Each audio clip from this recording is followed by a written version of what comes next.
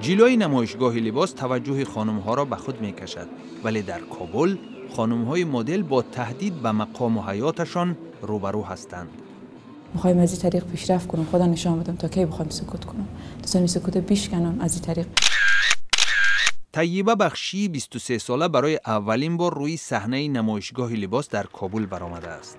او یکی از 20 مدل می باشد که لباس عنعنوی مناطق مختلف افغانستان را در معرض عام نمایش دادند. در افغانستان که با پیروی به عنعنه‌های محافظه‌کارانه اسلامی معروف است، این نمایشگاه خیلی خاکسارانه گذشت.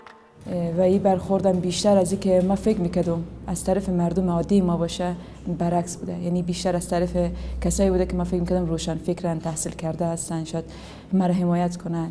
مثلا بیشتر از طریق هم دوره‌ای دانشگاه این بوده یا استادان این بوده. یا در شبکه‌های اجتماعی تهدیدهای ظهور نمودند که در آن شرکت زنان در نمایشگاه لباس را با لحن تهدیدآمیز محکوم می‌کردند.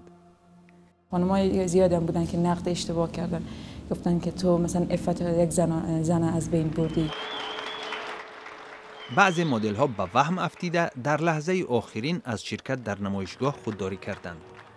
بنیاد 7 برگ هنر که تشویق فرهنگ افغانی را هدف قرار داده است، با تهدید حمله‌های طالبان مواجه می‌باشد. از این رو نمایشگاه‌های لباس بعضاً پنهانی و با دعوت‌های خصوصی در خانه‌ها دایر می‌گردند.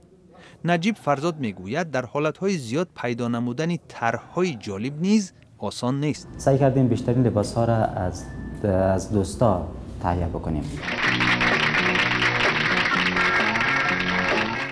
در سالهای 60 قرن گذشته نمایشگاه‌های لباس افغانستان که در مهمانسراهای کابل دایر می‌شدند، از هفته مودی ممالک غربی هیچ کمیه نداشتند.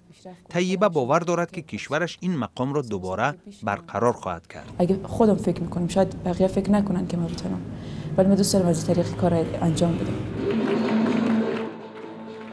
بنیاد 7 برگ هنر تصمیم گرفته است که در 4 ولایت افغانستان نمایشگاه مد و در کابل آزمون ملکه زیبایی را برپا کند.